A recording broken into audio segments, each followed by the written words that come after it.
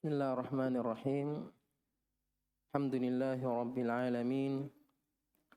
Wassalatu wassalamu ala asyrafil anbiya'i wal mursalin wa ala alihi wa sahbihi wa man tabi'ahum bi ihsanin ila yaumiddin. Amma ba'd. Alhamdulillah, kita kembali melanjutkan kajian kita pada malam hari ini. Lanjutan pembahasan kitab Sahih Al-Imam Al-Bukhari rahimahullahu ta'ala rahmatan wasi'ah. Dan kita masih pembahasan tentang kitab Al-Ilm. Hadis-hadis yang berkaitan tentang ilmu. Dan kita memasuki bab yang ke-25. Imam Bukhari rahimahullahu ta'ala berkata, Babu tahridin Nabi sallallahu alaihi wasallam wafda Abdil Qaisi ala ay yahfadhu al-imana wal-ilma wa yukhbiru man wara'ahum. Bab tentang motivasi dari Nabi sallallahu alaihi wasallam kepada wafda Abdil Qais, utusan rombongan Abdil Qais, satu suku, satu kabilah. Abdul Qais ala ay yahfadhu al-imana, agar mereka senantiasa menjaga keimanan. Nabi memberikan motivasi, memberikan semangat, dorongan kepada rombongan Abdul Qais untuk senantiasa menjaga keimanan mereka.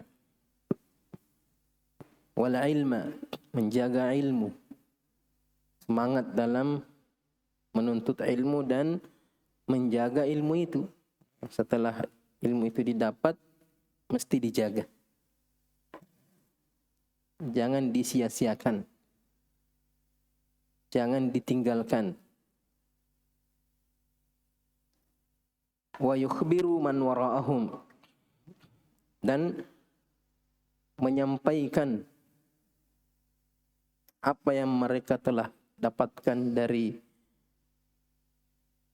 ilmu dan keimanan.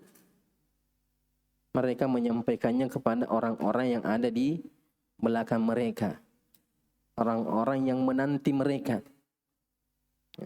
karena mereka hanya perwakilan saja. Abdul Qais satu suku, ketika mereka masuk Islam, mereka tidak sanggup, tidak memungkinkan semuanya datang menghadap Nabi sallallahu alaihi wasallam. Akhirnya mereka hanya mengutus beberapa orang utusan sebagai perwakilan, datang kepada Nabi, membaiat Nabi, mengambil ilmu dari Nabi. Kemudian Nabi memerintahkan kepada mereka untuk menyampaikan, mengabarkan kepada keluarga, kerabat yang mereka tinggal, untuk disampaikan apa yang mereka telah terima dari Nabi sallallahu alaihi wasallam. Jadi bab ini jelas artinya dari teks judul yang dicantumkan oleh Imam Bukhari, jelas sekali pentingnya. Pertama, seorang guru, seorang murabbi, seorang ustadz untuk senantiasa menyemangati para penuntut ilmu, terutama penuntut ilmu yang baru datang, baru bergabung, baru memulai perjalanan menuntut ilmunya, atau baru akan bergabung, mulazamah, menimba ilmu dari seorang guru. Maka sang guru memberikan motivasi, semangat, sekalipun tentunya mereka datang dengan penuh semangat. Karena seandainya mereka tidak semangat, mereka tidak akan datang untuk menimpunimu. Tapi semangat itu butuh diperkuat, butuh ditambah semangatnya. Karena namanya juga manusia, semangat itu naik turun. Hari ini semangat, besok loyo lagi, besok dingin lagi semangatnya. Dan tidak menutup kemungkinan ada yang datang itu karena paksaan, atau karena desakan, atau karena dorongan-dorongan duniawi yang bisa merusak perjalanannya dalam menuntut ilmu, sehingga diberikan semangat, diberikan arahan untuk senantiasa ikhlas dalam menuntut ilmu, senantiasa menjaga semangatnya dalam menuntut ilmu. Nabi memberikan semangat kepada para rombongan ini, terkhusus yang berkaitan dengan iman. Ini pentingnya mengawali perjalanan menuntut ilmu dengan menimba ilmu yang berkaitan dengan iman, dengan akidah.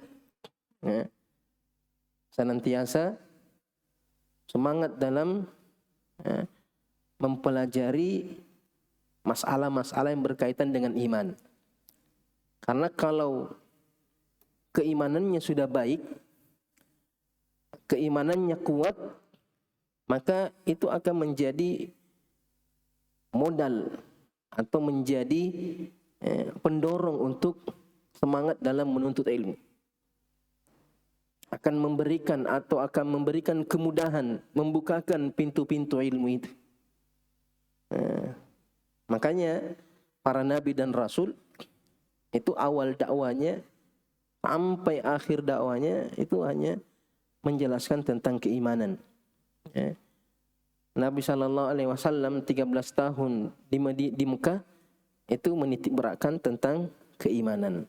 Ayat-ayat yang turun di Mekah itu banyak-banyak tentang tauhid, tentang iman kepada Allah, tentang hari akhir, surga, neraka. Karena apabila sudah kuat keimanannya, maka perkara-perkara yang lainnya, hukum-hukum yang lainnya akan dengan sendirinya mengikut, akan lebih mudah menerima arahan, menerima perintah dan larangan-larangan. Makanya ini diungkapkan oleh Aisyah radhiyallahu taala anha, mengatakan seandainya ayat yang pertama kali turun tentang larangan khamar, larangan berzina, larangan mencuri, maka mereka tidak akan mau menerima.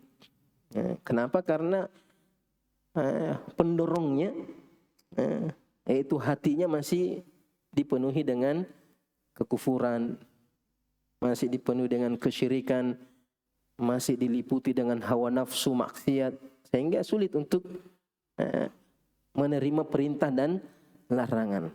Makanya yang pertama turun tentang Allah, bagaimana mencintai Allah, bagaimana mengagungkan Allah, apa kewajiban kita kepada Allah. Setelah kecintaannya kepada Allah sudah kuat, keimanannya kuat, setelah itu turun perintah dan larangan. Tentang puasa, tentang zakat, tentang jihad. Itu setelah Nabi hijrah di Madinah. Begitu pula Nabi SAW ketika mengutus Muaz bin Jabal ke negeri Yaman. Nabi mengatakan, "Falyakun awwala ma tad'uuhum ilaihi ay wahidullah." Untuk senantiasa mentauhidkan Allah. Di riwayat yang lain itu ay an tu'arrifahum billah, mengajarkan kepada mereka tentang Allah Subhanahu wa taala. Sekalipun ahli kitab selama ini merasa menyembah Allah Subhanahu wa taala. Yahud mengklaim menyembah Allah. Begitu juga Nasara. Tapi Allah yang mereka ketahui bukan Allah yang sesungguhnya dengan sifat-sifatnya. Mereka mengatakan Uzair ibnullah, Al-Masih ibnullah. Ini sifat-sifat bukan sifatnya Allah, berarti salah alamat, salah tidak benar-benar mengenal siapa itu Allah Subhanahu wa taala, sehingga pengamalannya rusak. Ibadahnya rusak. Mereka meninggalkan dakwah para nabi mereka. Karena apa? Pemahamannya tentang Allah itu tidak benar. Makanya itu yang pertama diajarkan. Jadi Nabi di sini mengatakan ayyahfadhu al-iman. Karena mereka sudah beriman kepada Nabi SAW. Terkhusus wafd Abdul Qais ini itu mereka beriman di akhir-akhir hayatnya Nabi SAW. Ketika umat Islam sudah menguasai Jazirah Arab. Banyak di antara orang-orang Arab beriman itu hanya karena takut. Karena melihat bahwasanya yang berkuasa sekarang adalah kaum muslimin. Takut mereka mendapatkan hukuman, mendapatkan serangan, sehingga di antara mereka ada yang beriman karena rasa takut. Makanya setelah Nabi wafat, banyak di antara mereka yang murtad, tidak bisa menjaga keimanannya. Makanya Nabi memotivasi mereka untuk senantiasa menjaga keimanan. Begitu juga dengan al-ilm, karena iman bisa dijaga dengan ilmu. Tanpa ilmu orang tidak akan bisa menjaga keimanannya.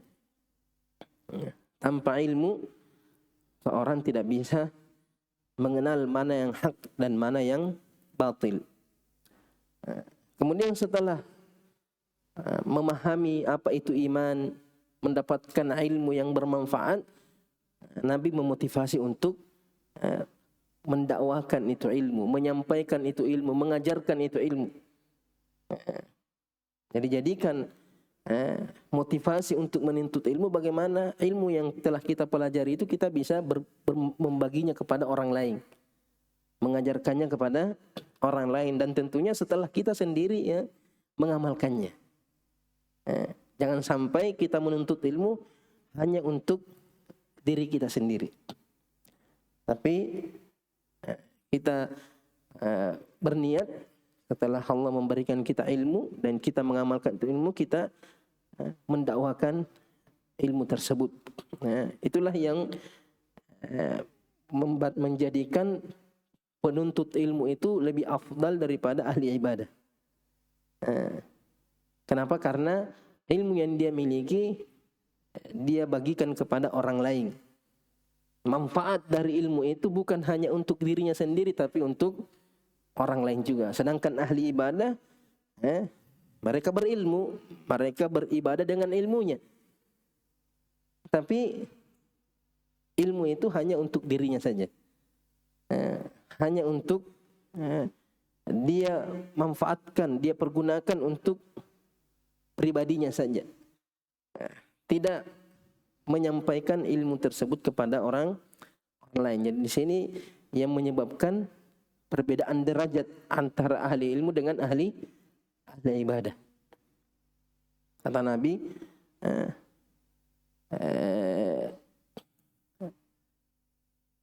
para ulama itu lebih afdal daripada ahli ibadah.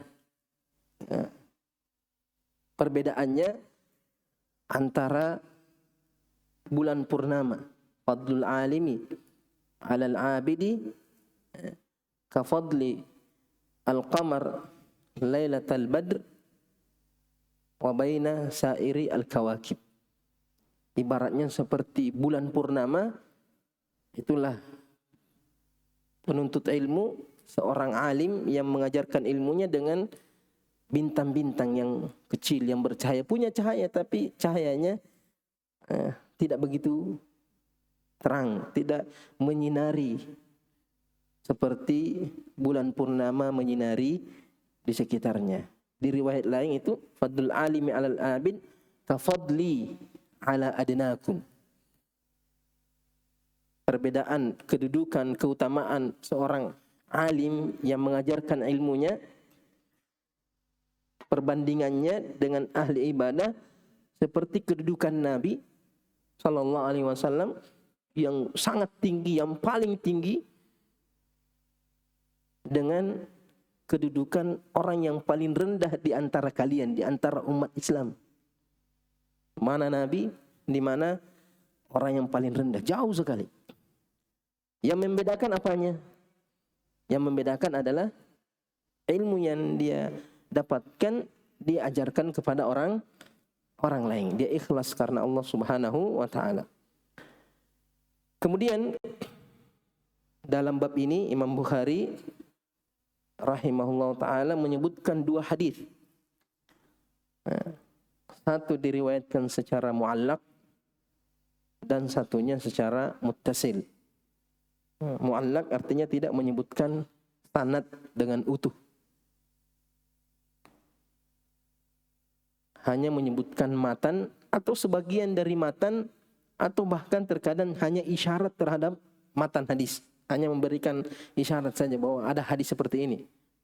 Ada hadis maknanya seperti ini. Tidak menyebutkan teks matannya. Terkadang begitu Imam Bukhari menyebutkan hadis muallaq. Ya. Dan satu hadis muttasil dari Ibn Abbas. Hadis yang pertama, Imam Bukhari mengatakan waqala Malik bin al-Huwairits.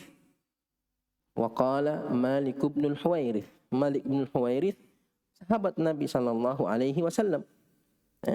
Tentunya tidak mungkin Imam Bukhari ketemu dengan Malik bin al-Huwairits. Ada perantara antara Imam Bukhari dengan Malik bin al-Huwairits. Ada sanad yang dijatuhkan. Ada perawi-perawi yang digugurkan. Tidak disebutkan oleh Imam Bukhari, langsung mengatakan Malik ibn Huwairits berkata, qala Nabi sallallahu alaihi wasallam, bahwasanya Nabi sallallahu alaihi wasallam bersabda, irji'u ila ahlikum, kembalilah kalian kepada keluarga kalian, pulanglah kalian kepada keluarga kalian, ke kampung halaman kalian, fa'allimuhum, kemudian ajarkan kepada mereka ilmu yang telah kalian pelajari. Jadi hadis ini hadis muallaq, karena tidak disebutkan sanadnya, dijatuhkan perawi dari sanadnya dari gurunya Imam Bukhari sampai kepada sahabat Nabi sallallahu alaihi wasallam. Berarti jatuh satu atau dua secara berturut-turut. Sini 3 atau 4 perawi yang dijatuhkan oleh Imam Bukhari. Dan kita ketahui, kita sudah jelaskan berkali-kali bahwa hadis muallaq itu hadis lemah. Tapi ketika Imam Bukhari menyebutkan hadis muallaq, itu ada beberapa kemungkinan. Di antara kemungkinannya, hadis itu sudah dijelaskan pada atau di dalam Sahih Bukhari pada kitab-kitab yang lainnya, bukan di Kitabul Ilm. Nah, Imam Bukhari di sini hanya memberikan isyarat saja bahwa ada hadis sudah pernah saya sebutkan secara lengkap. Di sini saya tidak perlu sebutkan secara lengkap. Kembali saja ke tempatnya yang semula. Atau hadis ini akan saya sebutkan nanti. Di sini tidak disebutkan sanadnya secara utuh, begitu juga dengan matanya secara utuh. Dan ini contohnya ini hadis Malik ibn Huwairits. Sehingga kita mengatakan hadis ini hadis sahih. Sekalipun tidak disebutkan sanadnya di tempat ini, di bab ini, tapi sudah disebutkan sanadnya secara utuh di tempat yang lain. Di beberapa tempat di dalam Kitabus Shalah nanti. Karena ini kan Kitabul Ilm, kitab yang ketiga. Setelah Kitabul Ilm, itu kitab tentang salat. Nanti akan disebutkan hadis ini pada beberapa bab di kitab salat, di antaranya itu bab tentang azan untuk orang yang bepergian jauh. Bukhari sebutkan hadis ini dengan sanad dan matan yang lengkap. Nah, kita sebutkan saja matannya. Adapun sanadnya yang mau mengetahuinya silakan ke kitab As-Shalah di Sahih Bukhari juga. Malik bin Huwairits berkata, Ataina ila Nabi sallallahu alaihi wasallam. Kami mendatangi Nabi sallallahu alaihi wasallam wa nahnu syababatum mutaqaribun. Kami berarti banyak orang. Ada sekitar 12 atau lebih datang kepada Nabi sallallahu alaihi wasallam, dan kami berumur masih belia, masih muda. Syababah, masih syabab. Masih pemuda. Umur belasan tahun. Mutaqaribun, umur kami mendekati satu dengan yang lainnya. Tidak terpaut umur yang jauh, paling beda 1 tahun, beda 2 tahun. Artinya satu generasi lah. Seperti di sini ya, mungkin di sini ada yang beda 10 tahun, tidak. Ini beda 1-2 tahun. Di antara mereka umurnya saling berdekatan. Tidak sama semua umurnya, tapi paling beda 1 atau kurang 1 tahun di antara mereka. Fa'aqamna indahu 20 yawman wa laylah. Kami tinggal di sisi Nabi SAW di Madinah, belajar kepada Nabi SAW 20 hari, siang dan malam. Wa kana Rasulullah SAW rahiman rafiqan. Nabi SAW adalah manusia yang sangat kasih sayang, yang sangat lemah lembut. Ini sifat yang mesti dimiliki oleh seorang guru, seorang ustadz. Penyayang terhadap murid-muridnya, perhatian terhadap santri-santrinya, penuh dengan kasih sayang. Apalagi mereka yang datang dari jauh, seperti Malik bin Huwairits ini datang dari jauh, sehingga Nabi memperhatikan mereka, menanyakan kabar mereka, senantiasa menanyakan kebutuhan mereka. Jadi Malik bin Huwairits merasakan bagaimana kasih sayangnya Nabi sallallahu alaihi wasallam selama 20 hari itu. Bagaimana perhatiannya Nabi sallallahu alaihi wasallam. Dan biasanya inilah yang paling membekas pada seorang murid terhadap gurunya. Akhlaknya, perhatiannya, kasih sayangnya, itu biasanya lebih teringat daripada materi-materi yang disampaikan. Sehingga itulah yang akan dia bawa pulang, yang dia kenang dari gurunya. Bahkan apa yang dilihat langsung tentang akhlak, perilaku gurunya, itulah yang lebih banyak membekas. Dan itulah yang membedakan menuntut ilmu dengan bermajlis dengan guru secara langsung dengan perantara media online atau membaca bukunya. Itu tidak akan didapatkan ini. Hubungan emosional itu tidak ada. Kalau kita cuma baca bukunya, dengar kajiannya, lihat live-nya, itu kita dapat materinya, tapi akhlaknya, adabnya itu terkadang kita tidak dapatkan. Tapi kalau kita bermajlis dengan syekh, mulai semua apa yang kita lihat dari syekh itu menjadi ilmu, menjadi pelajaran, dan itu biasanya lebih membekas. Bagaimana guru, syekh, ustadz ketika menjawab pertanyaan, ketika ada perkara-perkara yang terjadi, bagaimana sikapnya kepada orang yang lebih tua, bagaimana sikapnya kepada orang yang lebih muda, bagaimana dia ketika marah, bagaimana ketika dia gembira, bagaimana ketika dia senang, bagaimana ketika dia sedih. Itu semua ilmu semua. Itu tidak didapatkan dalam buku. Dan itu lebih membekas di dalam diri para penuntut ilmu daripada materi yang kita sampaikan itu berbeda-beda. Tapi kalau adabnya, akhlaknya, hubungan emosionalnya, itu yang, makanya Malik bin Huwairits itu menekankan ini. Kami mendapati Nabi itu manusia yang paling kasih sayang, yang paling lemah lembut. Falamma dhanna anna qad ishtahayna ahlana, ini Ketika saking perhatiannya Nabi terhadap sahabatnya, ketika Nabi merasa bahwasanya Malik ibn Huwairits dan rombongannya ini sudah rindu kampung halamannya. Baru 20 hari sudah rindu. Karena orang Arab seperti itu. Makanya ketika kalau kenalan dengan orang Arab, tanya berapa lama kamu sudah di sini? Dan saya sudah belasan tahun. Tega sekali kamu tinggalkan keluargamu. Berapa kali pulang? Nah, saya 17 tahun itu cuma 3 kali pulang. Anta zalim katanya. Kamu itu zalim sekali. Karena mereka itu sangat cinta sekali dengan kampung halamannya. Bahkan ada syekh imam masjid, dia hanya meninggalkan provinsi ke provinsi atau ke ibu kota. Baru 1 malam sudah menangis, rindu sama kampungnya.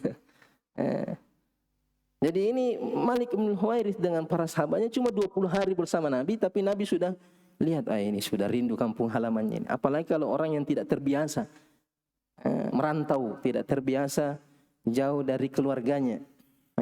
Jadi rasa-rasa rindu, rasa-rasa sedih itu biasa. Sahabat Nabi saja rindu kepada kampung halamannya. Nabi perhatikan itu. Malik bin Huwairits tidak menampakkan, tidak menyampaikan kepada Nabi, tapi Nabi saking pekanya Nabi itu. Ketika Nabi melihat bahwa kami ini sudah rindu sama keluarga kami. Au qad ishtaqna, ishtahaina au ishtaqna, sama saja rindu atau ingin sekali berjumpa dengan keluarga yang sudah ditinggalkan selama 20 hari. Sa'alana amma tarakna ba'dana. Nabi menanyakan kepada kami orang-orang yang kami tinggalkan. Mana kabarmu? Berapa bersaudara? Bagaimana? Masih ada ibumu? Masih ada bapakmu? Sudah menikah? Berapa anaknya? Berapa istrinya? Tanyakan saudara-saudaranya. Perhatiannya Nabi SAW. Dan ini yang biasanya tidak dimiliki oleh seorang guru. Hanya duduk menyampaikan pergi, duduk menyampaikan pergi, paham tidak paham urusanmu itu. Penting tugas saya sudah menyampaikan. Tidak ada hubungan emosional. Menanyakan kabarnya, kampung halamannya, bagaimana keadaan orang tuanya, bapaknya, ditanyakan. Nabi menanyakan kepada Malik ibn Huwairits dan sahabatnya, menanyakan tentang orang-orang yang ditinggalkan. Fa akhbarnahu, akhirnya kami sampaikan kepada Nabi. Saya punya ibu, saya punya bapak, saya punya ini. Semakin kelihatan, wah sudah rindu sekali ini. Qala, Nabi mengatakan, irji'u ila ahlikum. Inilah yang dicantumkan oleh Imam Bukhari. Irji'u ila ahlikum. Karena Imam Bukhari hanya ingin kalimat ini saja. Sebelum-sebelumnya itu tidak ada kaitannya dengan bab. Makanya Imam Bukhari tidak mencantumkan hadis ini secara utuh. Dan ini diantara mazhabnya Imam Bukhari dalam mustalah hadis. Boleh meringkas satu hadis.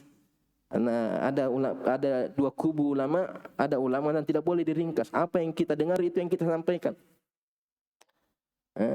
Karena hadis Nabi, naddarallahu mra'an sami'a minna haditsan fawa'aha fa'addaha kama sami'aha. Kata Nabi, Allah merahmati seorang hamba atau memberikan nikmat kepada seorang hamba yang mendengarkan hadis dari kami, kemudian dia pahami dan dia sampaikan seperti apa yang dia dengarkan. Berarti tidak boleh diringkas-ringkas itu hadis, tidak boleh dipotong-potong, panjang-panjang, pendek-pendek.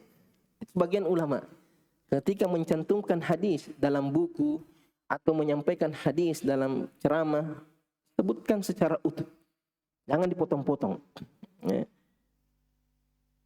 Apalagi kalau yang memotong-motong itu terkadang tidak memahami betul isi dan kandungan hadis itu. Karena terkadang ada orang yang memotong-motong hadis bisa merubah makna hadis 190 derajat, terbalik. Hadisnya maunya lain, dia juga maunya lain. Gara-gara apa?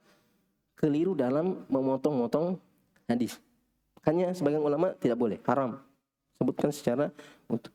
Imam Bukhari mazhabnya boleh memotong-motong hadis. Makanya kita akan dapatkan banyak hadis-hadis yang dipenggal-penggal oleh Imam Bukhari. Hanya diambil penggalan yang dibutuhkan dalam bab itu. Ya. Cuma yang membolehkan ini dengan syarat boleh meringkas suatu hadis, yang penting, atau boleh menyingkat, memotong satu hadis, yang penting tidak merubah makna, tidak merusak makna hadis. Karena ada hadis kalau dipotong, salah potong, itu bisa merubah makna hadis. Seperti hadis Nabi, sallu qablal maghrib, sallu qablal maghrib, sallu qablal maghrib. Kalau dipotong sampai di situ, kita akan mengatakan salat sunnah 2 rakaat sebelum salat maghrib hukumnya wajib, karena ada perintah. Hukum asalnya perintah adalah wajib. Tapi kalau kita sambung hadisnya, liman sya'ah, bagi yang mau. Kata liman sya'ah ini menurunkan dari perintah wajib menjadi perintah istihbab. Karena ada kalimat liman sya'ah, bagi yang mau. Salatlah bagi yang mau. Kalau kata bagi yang mau menunjukkan bahwa bukan sesuatu yang diwajibkan. Ada hadis lebih fatal lagi, hadisnya Aisyah. Mengatakan makhuira an-Nabi sallallahu alaihi wasallam bainal amrayni, Nabi tidak diminta untuk memilih 2 perkara, ahaduhuma aisaru minal akhar, salah satunya lebih mudah daripada yang lainnya, illa ikhtara aisaruhuma, kecuali Nabi pilih yang mudah. Kalau dipotong sampai di sini, orang akan senantiasa memudah-mudahkan dalam perkara agama. Pokoknya cari yang mudah, cari yang ringan, sekalipun menyelisihi hadis-hadis yang lain, menyelisihi hukum-hukum yang lain. Padahal lanjutannya hadis mengatakan malam yakun itsm, Nabi pilih yang paling ringan selama bukan dosa. Tapi kalau dosa, Nabi tidak pilih yang ringan. Sekarang di zaman sekarang selalu mudah-mudah, cari memudahkan. Ternyata memudahkan itu sudah masuk kategori dosa atau maksiat. Itu pentingnya memperhatikan ketika mau memenggal hadis. Jangan sampai kita salah penggal. Ada kalimat yang menjadi kata kunci dalam hadis itu kita tinggalkan. Jadi Imam Bukhari hanya mengambil ini, irji'u ila ahlikum fa'allimuhum. Artinya Nabi di sini memotivasi kepada Malik ibn Huwairits dan rombongannya setelah kembali ke kampung halamannya untuk menyampaikan ilmu tersebut, mengajarkan ilmu yang telah dia miliki kepada orang lain, terkhusus keluarga dekatnya. Nah ini ya, kepada orang-orang terdekatnya. Jangan sampai kita berdakwah ke sana kemari di seluruh penjuru negeri, ternyata keluarga kita sendiri jauh dari dakwah kita. Ini kalimat yang ingin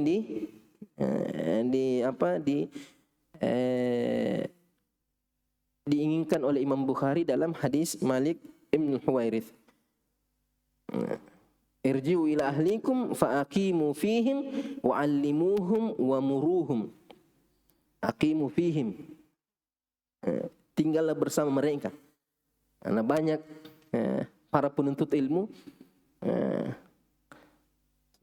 meninggalkan kampung halamannya, pergi ke negeri menuntut ilmu, ke Yaman, ke Arab Saudi, tapi setelah menuntut ilmu tidak kembali ke kampungnya, pergi kampungnya orang lain.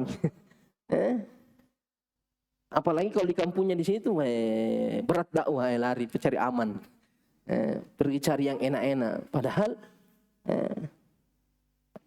Nabi memerintahkan untuk mendahulukan kampung halaman kita. Makanya fa'aqimu fihim, tinggal bersama mereka. Jangan pergi ke negeri yang lain, sedangkan negerimu, kampung halamanmu, orang-orang terdekatmu lebih membutuhkan ilmu yang telah engkau pelajari. Apalagi kalau ini banyak ini, kadang yang diterima di Jamiah Islamiyah itu dari pelosok-pelosok, dipertimbangkan yang dari pelosok-pelosok, dengan tujuan setelah belajar dia kembali ke pelosok itu. Ternyata setelah kembali ke kota-kota besar yang sudah banyak dai di situ. Padahal dia diterima karena kriteria dia dari pelosok. Tapi setelah kembali tidak ke pelosok juga. Ini khawatirnya bisa masuk kategori khianah. Karena dia diterima karena pertimbangan dia di pelosok. Yang seharusnya diharapkan dia kembali ke pelosok tersebut, daerah-daerah minoritas, daerah-daerah terpencil di pedalaman. Jangan kembali ke negeri di kota-kota besar yang lebih basah, yang lebih santai karena dakwah sudah. Tapi kalau dia di pelosok, harus lawang ini, harus bertentangan dengan ini, harus ini. Ini jadi ini nasihat Nabi. Faqimu fihim wa'allimuhum wa'muruhum. Ajari mereka, perintahkan apa yang diperintahkan oleh Allah Subhanahu wa taala. Ada lagi sambungannya hadis, tapi cukup sampai di situ saja karena kita mau masuk ke hadis yang berikutnya. Artinya hadisnya masih ada tambahan hadisnya Malik bin Huwairits. Yang jelas kita sudah sampai ke makna hadis yang diinginkan oleh Imam Bukhari. Kemudian hadis yang kedua, Imam Bukhari menyebutkannya, meriwayatkannya dengan sanad yang lengkap. Beliau berkata, haddatsana Muhammad ibnu Bashar. Gelarnya Bundar namanya. Qala haddatsana Gundar. Gundar Muhammad ibnu Ja'far. Qala haddatsana Syu'bah ibn al-Hajjaj Abu Bistam an Abi Jamrah Nasr ibn Imran ad-Dubai, nama lengkapnya Nasr ibn Imran ad-Dubai. Qala, Abu Jamrah berkata, kuntu utarjimu baina Ibn Abbas wa bainan nas. Dahulu saya menjadi penerjemah antara Ibn Abbas dengan manusia.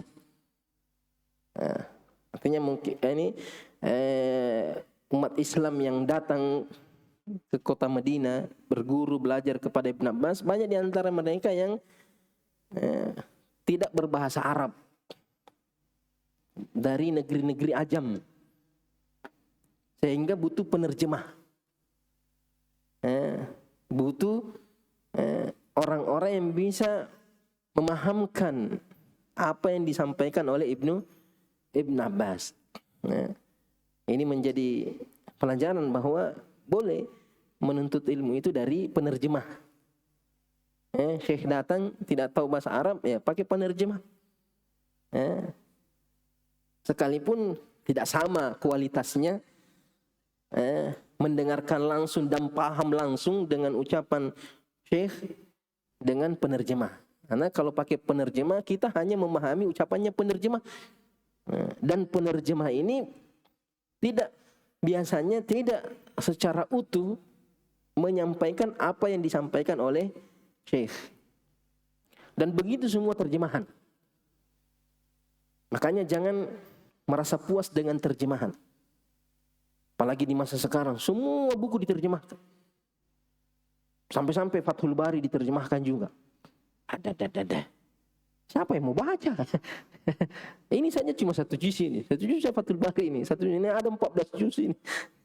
Mau diterjemahkan, siapa yang mau baca? Kemudian Al-Hafidz Ibnu Hajar itu mausu'ah. Semua bidang ilmu dia kuasai. Di Fathul Bari semua ilmu ada. Dan ulama mengatakan ilmunya bukan Imam Bukhari, Ibnu Hajar. Ilmunya Ibnu Hajar ada di Fathul Bari. Semua ilmunya ada di Fathul Bari. Kalau mau mengukur, menilai bagaimana ilmunya Al-Hafidz Ibnu Hajar, baca Fathul Bari. Ya.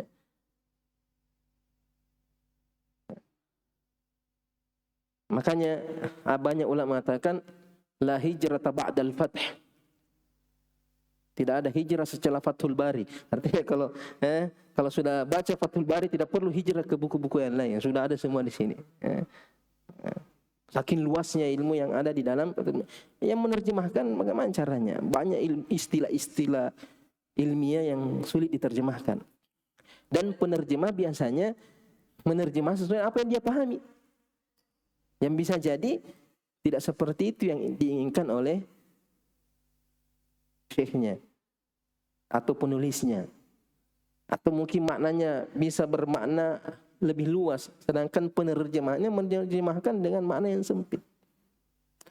Baik itu Al-Quran, terjemahan hadis, jangan mencukupkan ilmu dengan terjemah. Karena sempit sekali ilmumu itu. Ini harus usaha untuk memahami bahasa Arab. Nah, semua orang yang tidak paham bahasa Arab itu tidak bisa dikatakan thalibul ilmi. Tidak bisa dikatakan thalibul ilmi. Hanya tetap sebagai orang awam, sekalipun dia profesor, doktor. Kalau tidak paham bahasa Arab, dia awam. Kenapa? Karena ilmunya hanya mengambil dari penerjemah. Baca ayat, terjemahannya yang dibaca. Bahkan terkadang bermasalah, dia menganggap ayat itu cuma itu saja maknanya, padahal terjemahan Al-Quran itu hanya mewakili makna-makna yang lain. Ayat terkadang punya makna yang banyak, makna yang luas. Tapi ya, namanya juga terjemahan tidak mungkin beda dengan tafsir. Kalau tafsir dijelaskan secara meluas, tapi kalau terjemahannya yang mewakili saja.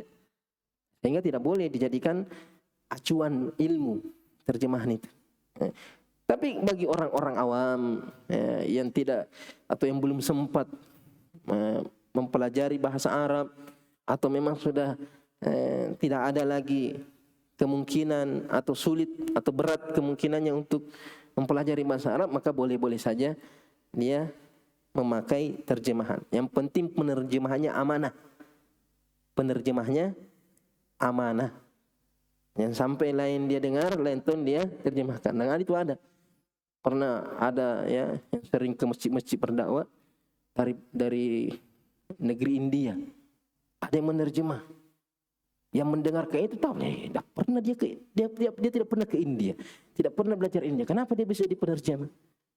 Akhirnya dia tanya, karena biasanya tidak tahu. Terus kenapa? Ya, lain dia baca, saya juga lain dia bilang, saya juga lain saya bilang. Yang penting ya itu khianat namanya itu.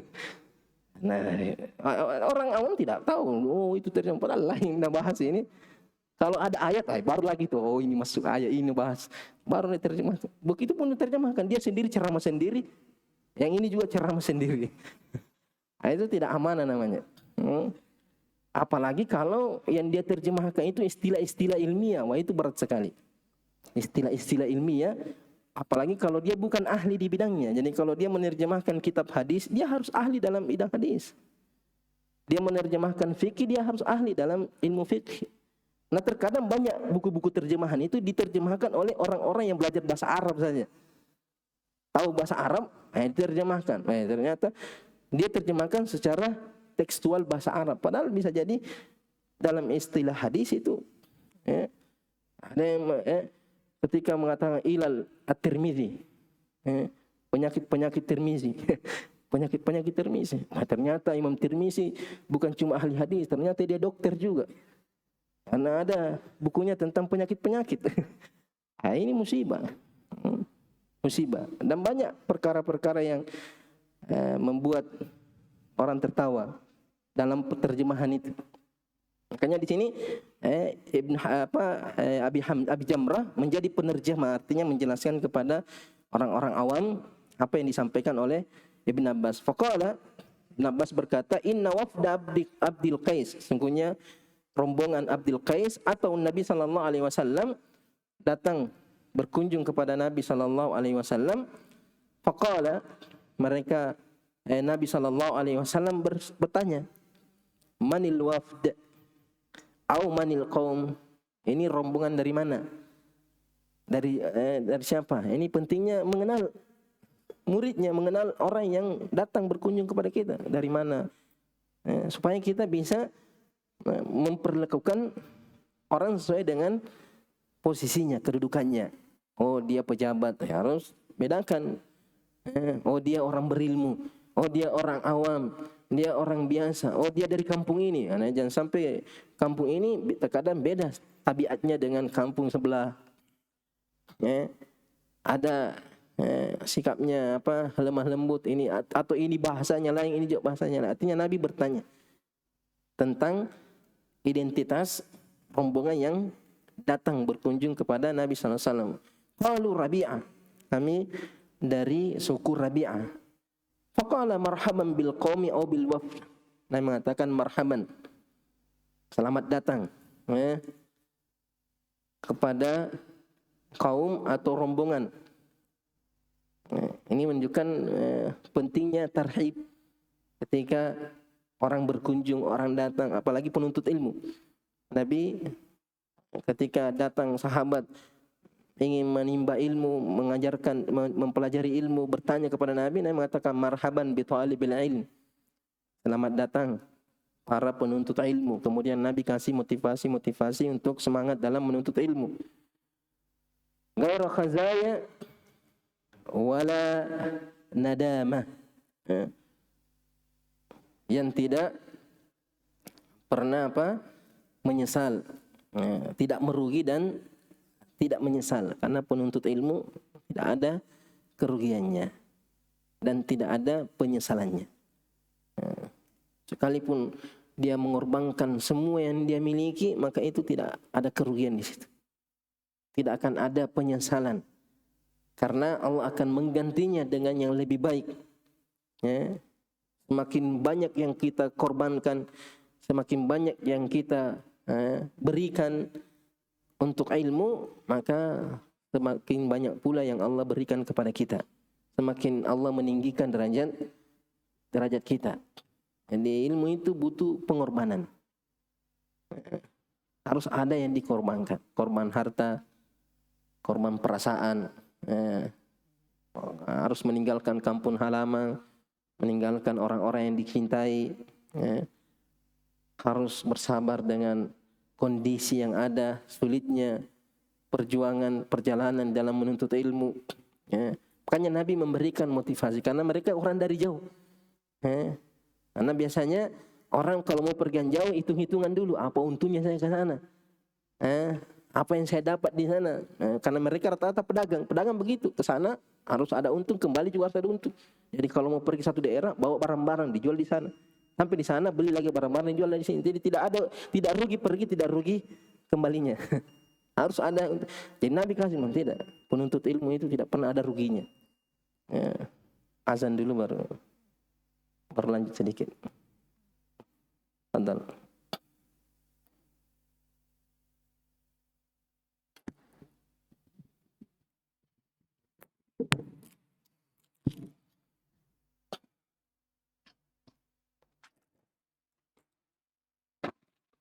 Allahu Akbar,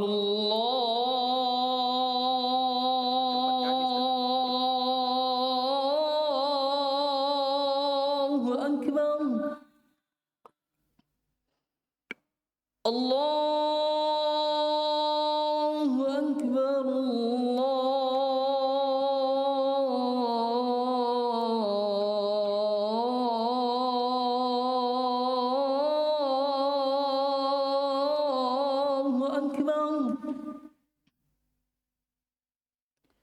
أشهد أن لا إله إلا الله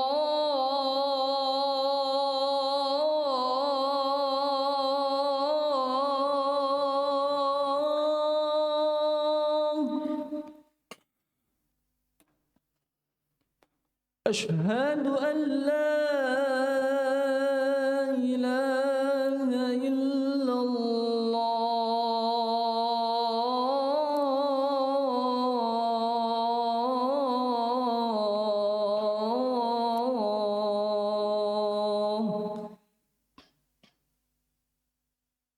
أشهد أن محمد رسول الله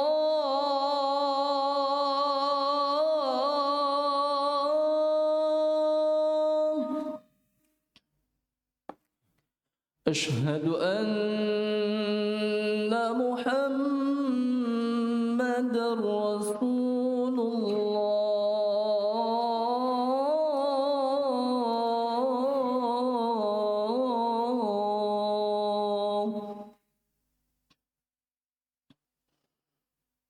حي على الصلاة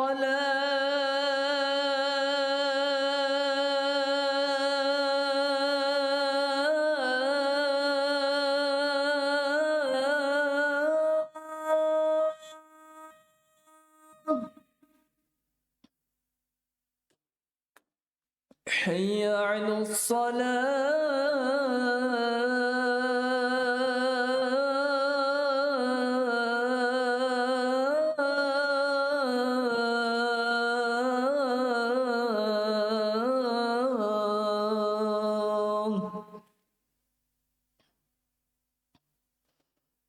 حي على الفلاح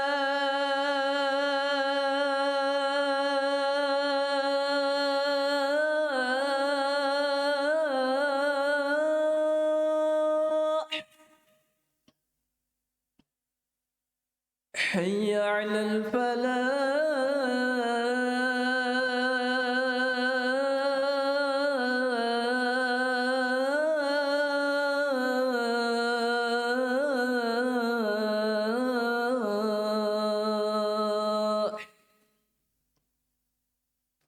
الله أكبر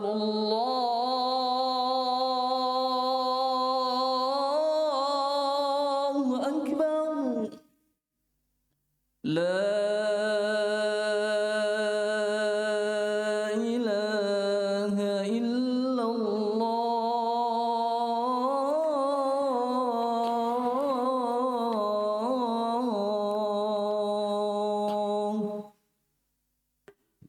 Salam. Masyarakat.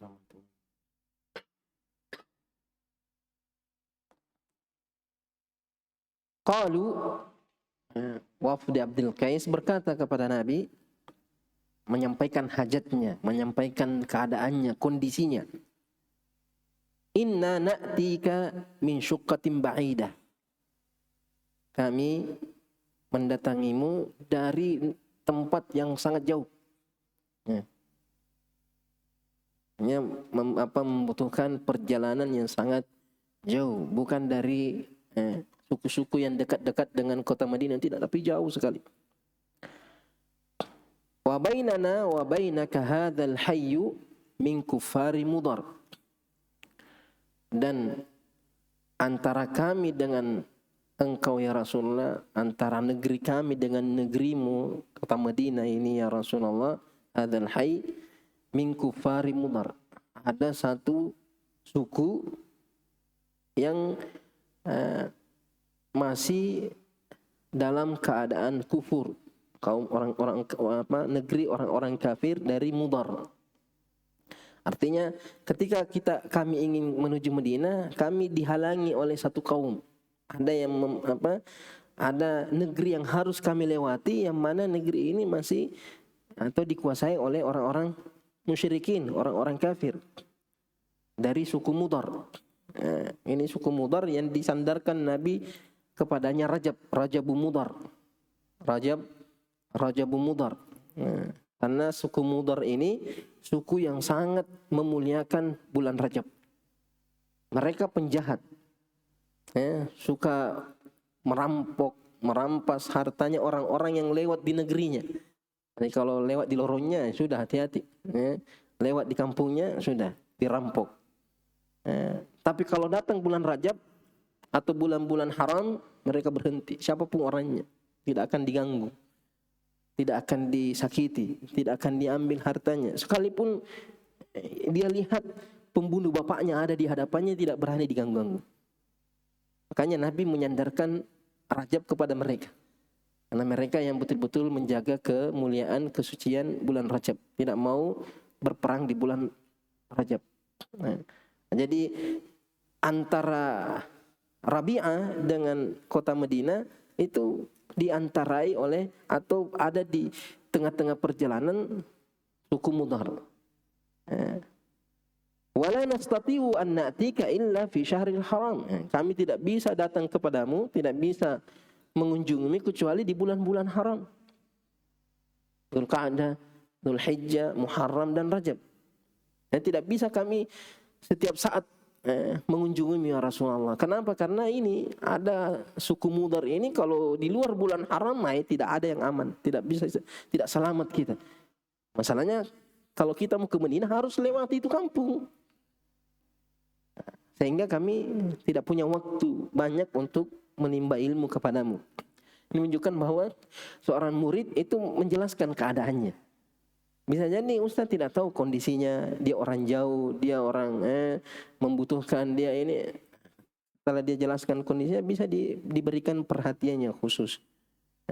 Mungkin waktunya tidak banyak, atau saya ini sibuk, ada pekerjaan, saya cuma bisa datang begini, jelaskan. Supaya gurunya tidak buruk sangka, ini kadang datang, kadang tidak datang. Bisa jadi gurunya buruk sangka, kenapa ini orang seenaknya saja datang. Jelaskan, oh saya punya kesibukan, saya punya ini, saya ya. Sehingga lebih diberikan perhatian atau diberikan uzur ketika tidak hadir. Jangan mengatakan, udah paham gitu, belum tentu. Makanya kaedahnya apapun yang bisa menyebabkan orang buruk sangka kepada kita, maka harus kita tepis. Jangan membiarkan orang buruk sangka kepada kita. Makanya Nabi SAW ketika mengantar istrinya Safiyah pulang ke rumahnya di tengah malam gelap berdua, sahabat ketika melihat Nabi tiba-tiba mereka bergegas, jalan cepat, mempercepat jalannya. Akhirnya Nabi panggil, sini dulu, ala rislikum, pelan-pelan, tunggu dulu, sini. Akhirnya mereka datang menghadap Nabi. Nabi mengatakan, innaha Safiyah. Ini perempuan di samping saya ini Safiyah, istri saya. Sama ya Subhanallah ya Rasulullah, tidak mungkin kita berburuk sangka. Nabi mengatakan, inna syaitan yajri ala ibni Adam majra adam. Syaitan itu menggoda manusia sangat cepat, seperti cepatnya aliran darah. Mungkin saat itu kamu tidak berburuk sangka, tapi mungkin di jalan, ya apa tadi itu? Kayaknya datang bisikan-bisikan. Jadi Nabi ingin memutus sebab sahabat ini berburuk sangka. Jangan mengatakan, nah paham, nah tahu, jadi belum tentu. Ya, hanya jangan mengucapkan sesuatu, melakukan sesuatu yang bisa menimbulkan orang buruk sangka. Kalau kita merasa bahwa kayaknya ada orang buruk sangka, mungkin mau gonceng adikmu, kakakmu perempuan, ada lihat teman, siapa itu nanti? Sudah kawin lagi kapan? Ada istri barunya kapan? Tidak, ini sepupuku atau apa, keluargaku apa? Jelaskan. Jangan biarkan orang berburuk sangka kepada kita. Jangan biarkan orang berdosa gara-gara kita. Buruk sangka haram, tapi jangan sampai kita yang menjadi penyebab. Banyak orang begitu, bikin status di Facebook, tidak jelas apa maksudnya, sehingga orang terjadi fitnah. Mungkin ini, mungkin. Terus dia diam saja, tidak dijelaskan dengan baik. Nah urusannya kalau buruk sangka berarti kamu berdosa, saya dapat pahala, tidak bisa. Jangan menjadi sebab orang berdosa gara-gara kita. Jadi Wafd Abdul Qais jelaskan kepada Nabi keadaannya, kondisinya. Famurna bi amrin nukhbiru bihi man wara'ana nadkhulu bihil jannah. Perintahkan kami, ajarkan kami perkara-perkara yang akan kami sampaikan kepada orang-orang yang kami tinggalkan di negeri kami, yang ada di belakang kami, artinya keluarga kami, kerabat kami yang ada di kampung, di negeri kami. Ini jadi jelas tujuannya menuntut ilmu untuk disampaikan kepada orang lain. Bukan hanya untuk dirinya, tapi untuk orang lain sebagai perwakilan. Wa nadkhulu bihil jannah. Dengan ilmu itu yang kami amalkan dan kami ajarkan, kita semua masuk surga. Berarti boleh orang itu beramal untuk masuk surga. Nah, ada tuh orang lain keyakinannya. Dan jangan beramal untuk surga, itu tidak ikhlas katanya. Nabi sendiri mengatakan, kalau kau minta kepada Allah, mintalah surga Firdaus. Menganggap bahwa kalau kita menginginkan surga, berarti tidak ikhlas, karena bukan Allah yang diinginkan, tapi hanya kenikmatan surga. Surga itu makhluk, berarti kau menginginkan makhluk. Beribadah jangan karena takut neraka, Tapi karena takut kepada Allah, ini musyrik bahaya ini. Kedengarannya indah, ikhlasnya. Tidak mengharapkan apa-apa dari Allah. Tulus beribadah hanya untuk Allah, bukan mengharapkan balasan dari Allah. Ikhlas betul. Mengalahkan ikhlasnya Nabi. Karena Nabi berdoa minta surga. Minta dijauhkan dari neraka. Nabi mengajarkan kepada umatnya untuk minta kepada Allah agar dijauhkan dari neraka dan tidak masukkan ke dalam surga. Makanya apapun ucapan, keyakinan, perbuatan, ukur dengan apa yang diyakini Nabi, apa yang diucapkan Nabi, apa yang diamalkan oleh Nabi. Kalau tidak cocok, bagaimanapun indahnya, bagaimanapun cantiknya kata-katanya, logika-logikanya, tapi kalau tidak sesuai dengan apa yang diajarkan Nabi, itu tidak ada arti, tidak ada nilainya. Dan ini mengandung kesombongan. Seolah-olah Allah yang butuh ke dia, bukan dia yang butuh Allah.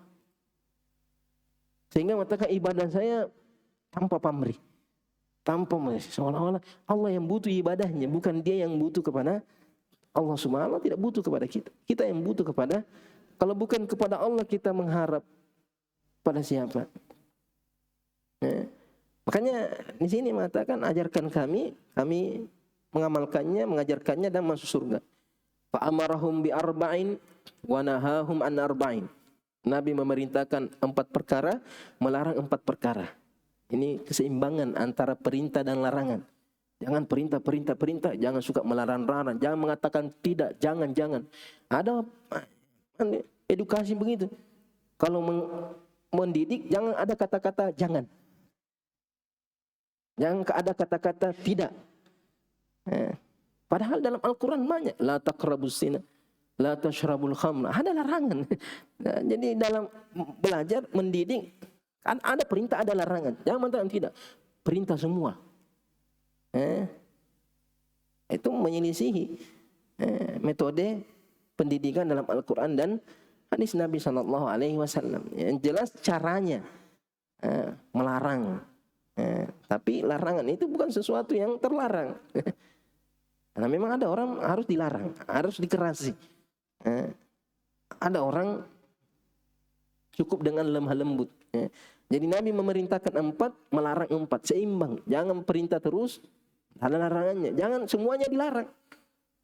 Tidak ada yang diperintah, seimbang. Antara targhib dengan tarhib.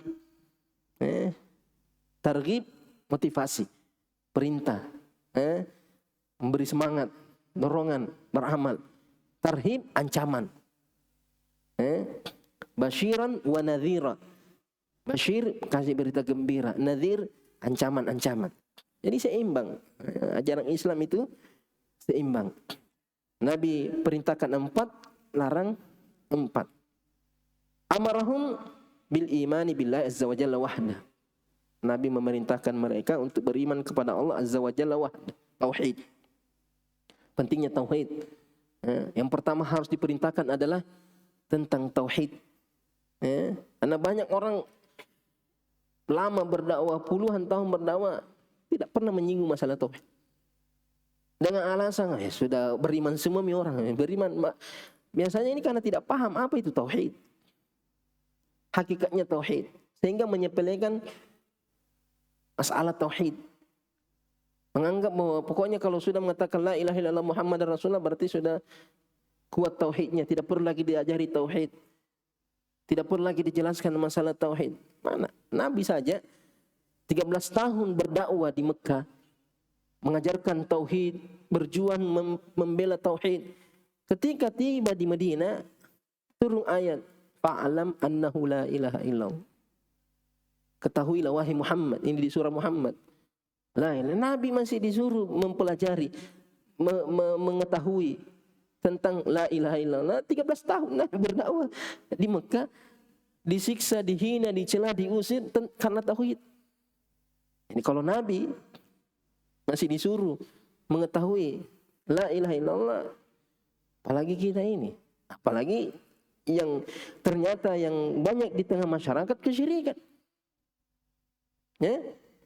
Pengagungan terhadap kuburan, pengagungan terhadap pohon, pengagungan terhadap jin, ketergantungan kepada selain Allah, itu semua merusak tauhid.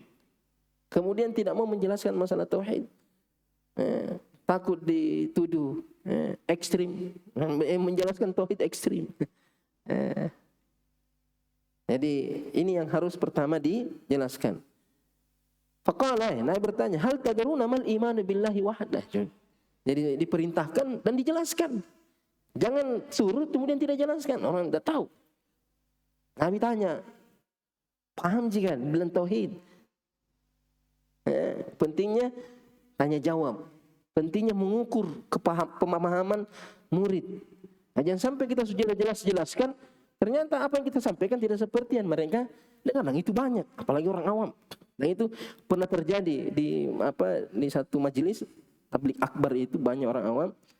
Bukan ustaz, saya pematerinya, tapi bukan saya yang kasih pertanyaan. Katakan siapa sahabat Nabi yang menikahi 2 putri Nabi? Pertanyaannya dijawab Utsman bin Affan. Tidak ada masalah. Ada masalah atau tidak ada masalah? Pertanyaannya, jawabannya ada masalah? Tidak ada masalah. Ketika saya sudah pulang, kebetulan ada di situ bapak saya hadir, bertanya, ada tadi jamaah bertanya atau mengatakan berarti boleh menikahi 2 bersaudari secara bersamaan. Buktinya Utsman bin Affan menikahi putri Nabi 2 orang. Wah, itu tidak sampai ke situ kita berpikir. Dan masalahnya dia pulang dengan membawa itu pemahaman. Dan saya tahu sudah sampai di rumah, tidak tahu siapa orangnya, tidak bisa dihubungi lagi. Salah paham itu. Bagus kalau dia bertanya setelah itu kepada ustadz atau kepada itu. Hati-hati. Apalagi kalau jumlah banyak. Jangan orang awam, penuntut ilmu saja kadang lain disampaikan, lain tahun dia nak paham. Sampai menganggap, padahal salah paham. Mending tidak paham daripada salah paham. Karena kalau tidak paham, jahlun basit. Tapi kalau salah paham, jahlun murakkab. Sudah tidak paham, salah paham, merasa paling benar lagi. Wah, ini bahaya ini. Kemudian disebarkan lagi, ustaz bilang begini. Padahal tidak seperti itu maksud ustaz. Potong ceramahnya disebarkan dengan narasi tidak seperti yang diinginkan oleh ustaznya. Atau ditujukan kepada seseorang, pada ustaznya, bukan mereka dimaksud, orang lain, tapi dia kau nak masuk ini, nak kirimkan, nak inboxing ini, aku baca kau itu masuk. Ini biasa ini, suul faham. Makanya Nabi tanya bagus-bagus, karena saking pentingnya ini masalah, tahu jika apa dimaksud iman kepada Allah wahda. Kalau Allah wa Rasuluhu alam. Di sini jawaban selalu begitu, jawaban sahabat. Terkadang tahu jawabannya tapi adab kepada Nabi sallallahu alaihi wasallam. Adab kepada Nabi sallallahu alaihi wasallam. Bahkan Nabi tanya, ini hari apa? Allah wa Rasuluhu alam. Biar hari tidak tahu juga. Ini bulan apa? Allah wa Rasuluhu alam.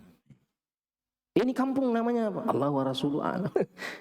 Ketika di Hajjatul Wada, Nabi tanya, bukankah ini Syarullahi al-Haram Zulhijjah, maksudnya. Bala ya Rasulullah. Kau ibadah. Bukan alaysa hadza baladul haram. Ini kota Mekah.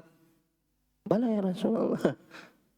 Alaysa hadza yaumun nahr. Ini hari Idul Adha. Namun sahabat tidak menjawab karena takutnya sampai Nabi mau ganti namanya, mau dia apa? Sampai Nabi ingin mengganti namanya atau ingin sesuatu yang lain. Jadi sahabat terkadang tahu jawabannya tapi adab kepada Nabi, mengatakan Allah wa Rasuluhu a'lam. Qala, Nabi mengatakan iman kepada Allah itu syahadatu an la ilaha illallah wa anna Muhammadar Rasulullah. Satu paket ini. Iman kepada Allah tidak cukup kecuali dengan beriman kepada Rasulullah sallallahu alaihi wasallam. Makanya Yahudi dan Nasrani sekalipun dia beriman kepada Allah tapi keimanannya tidak cukup karena tidak beriman kepada Rasulullah sallallahu alaihi wasallam. Begitu juga dengan ibadah, tidak akan diterima kecuali meneladani Rasulullah SAW. Karena konsekuensi dari keimanan kepada Rasulullah adalah beribadah seperti yang dicontohkan Nabi SAW. Beragama seperti agama yang dibawa oleh Nabi Muhammad SAW, berakidah, berkeyakinan seperti keyakinan yang diajarkan oleh Nabi SAW. Itulah hakikatnya iman, hakikatnya tauhid. Yang pertama. Kemudian yang kedua, wa iqamus shalah. Baru setelah itu kalau bagus akidahnya, baru salatnya. Karena salatnya tidak akan diterima kalau tidak bagus akidahnya. Biar bagaimana banyaknya salatnya, sampai hitam-hitam jidatnya, lututnya, semua hitam. Saking banyaknya ibadahnya, tapi kalau tidak bagus akidahnya, tidak ada manfaat. Makanya Nabi mengatakan kepada sahabatnya, kaum Khawarij itu, saking banyaknya ibadahnya kamu merasa minder dengan ibadahmu. Tahqiruna salatakum bisalatihim. Kamu akan merasa sedikit salatmu dengan salatnya mereka. Karena mereka ahli ibadah. Tapi Nabi mengatakan hum kilabu ahlin nar. Mereka anjingnya penduduk neraka. Bukan penduduk neraka, lebih rendah lagi dari penduduk neraka. Gara-gara apa? Akidahnya rusak. Jadi ibadah yang banyak, jangan kagum dengan orang yang banyak ibadahnya, puasanya, sedekahnya, hajinya, umrahnya, apa saja. Tapi kalau rusak akidahnya tidak ada gunanya. Makanya Nabi mendahulukan iman, itu tauhid, la ilaha illallah Muhammadar Rasulullah, ikhlas ibadah, mutaba'ah kepada Rasulullah, baru iqamus shalah. Wa ita'uz zakah, menaikkan zakat. Wa shaumu Ramadan, berpuasa di bulan Ramadan. Wa tu'tul khumusa minal maghnam, menyerahkan 1/5 dari harta rampasan perang. Jika ada peperangan melawan kaum musyrikin, harta rampasan perang harus diserahkan kepada Nabi SAW. Sedangkan 4/5-nya dibagikan kepada para prajurit. Ya. Di sini jadi 4 yang diperintahkan oleh Nabi. Tidak disebutkan haji, karena mereka sudah biasa haji. Kaum musyrikin haji sebelum masuk Islam. Wa nahahum an ad-dubba, dan Nabi melarang ad-dubba. Ad-dubba ini bejana dari labu. Labunya orang Arab itu besar. Diambil isinya, dikeringkan, baru jadi bejana. Jadi bejana, tempat minuman. Minuman ballo maksudnya. Wal hantam. Hantam bejana dari tanah liat. Wal muzaffat, qala Syu'bah rubbama qala an-naqir. Muzaffat atau an-naqir. Muzaffat ini bejana yang dipolesi dengan aspal. Ter itu yang apa? Yang kental itu ditutupi dengan rapat, ditutup dengan erat-erat. Wa rubbama qala, terkadang mengatakan al-muqayyar. Rubbama qala an-naqir, wa rubbama qala al-muqayyar. Al-muzaffat al-muqayyar sama. Al-muzaffat al-muqayyar sama. Bejana baru dipolesi dengan aspal itu yang hitam itu. Supaya lebih tertutup bejana itu. Tidak ada celah-celahnya. Wan naqir, batang pohon kurma yang dilobangi tengahnya itu. Dilobangi kemudian dijadikan bejana untuk membuat khamar atau membuat minuman. Biasanya buah anggur kering direndam dengan air, disimpang berbulan-bulan sampai menjadi khamar. Biasanya mereka memakai bejana-bejana ini untuk membuat khamar. Makanya Nabi melarang bejana ini ketika membuat nabidh. Nabidh minumannya orang Arab. Korma kering atau anggur kering direndam. Nabi suka minum ini. Kalau biasanya Nabi dibuatkan pagi harinya, sore harinya Nabi minum rendaman kurma atau rendaman anggur kering. Nabi melarang 4 bejana ini karena bejana ini cepat menjadikan minuman itu menjadi khamar. Khawatir ketika memakai bejana ini tanpa dia sadari dia sudah minum khamar. Masih dianggap masih nabidh, masih minuman biasa ternyata sudah menjadi alkohol, sudah memabukkan. Akhirnya Nabi melarang bejana-bejana ini. Cuma larangan ini sudah dinasah. Nabi melarang awalnya karena mereka masih baru meninggalkan kebiasaan khamar. Tahu pengharaman khamar nanti di akhir-akhir. Di akhir-akhir dakwanya Nabi sallallahu alaihi wasallam. Ketika mereka sudah mengetahui haramnya khamar, Nabi menjauhkan mereka dari segala yang bisa menjerumuskan mereka kepada meminum khamar. Jadi dijauhkan semua mungkin sebab-sebabnya, sehingga bejana-bejana ini dilarang. Tapi ketika mereka sudah paham, sudah kuat keimanannya, sudah kuat pengamalannya, akhirnya Nabi membolehkan memakai bejana ini. Yang penting minumannya belum sampai kepada minuman yang memabukkan. Makanya Nabi mengatakan, nahaitukum anin nabidh illa fi siqa. Saya melarang kalian membuat nabidh, rendaman kurma atau anggur, kecuali pada bejana dari kulit. Fashrabu fil askiyati kulliha, maka minumlah dari semua jenis bejana, wala tashrabu muskiran, tapi jangan minum kalau sudah memabukkan. Artinya sudah lama direndam, bisa sudah menjadi khamar.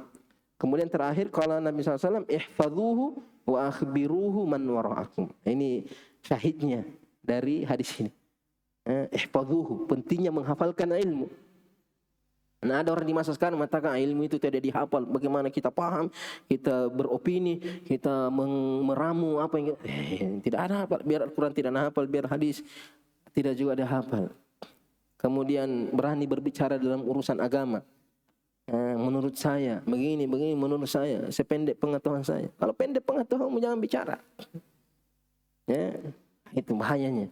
Jadi ilmu itu harus dihafal. Terkhusus sumber utama dari ilmu kita adalah Al-Quran dan hadis Nabi sallallahu alaihi wasallam. Kemudian kita berusaha memahaminya. Apa yang kita hafal kita pahami. Dari penjelasan para salafus saleh, sahabat Nabi, para tabi'in. Kemudian setelah itu Allah memberikan pemahaman kepada siapa yang Allah inginkan, sehingga dia bisa menjelaskannya dengan bahasa yang lebih ringan, dengan metode yang lebih gampang dipahami. Tapi jangan bikin pemahaman baru. Jangan bikin teori baru, kaidah baru. Tidak ada yang baru dalam agama Islam. Apa yang disampaikan Nabi sudah sempurna, terkhusus masalah akidah. Adapun masalah-masalah fikih tidak keluar kemana-mana, cuma penerapannya saja yang beda, keadaannya beda, kondisinya beda. Ini butuh pemahaman.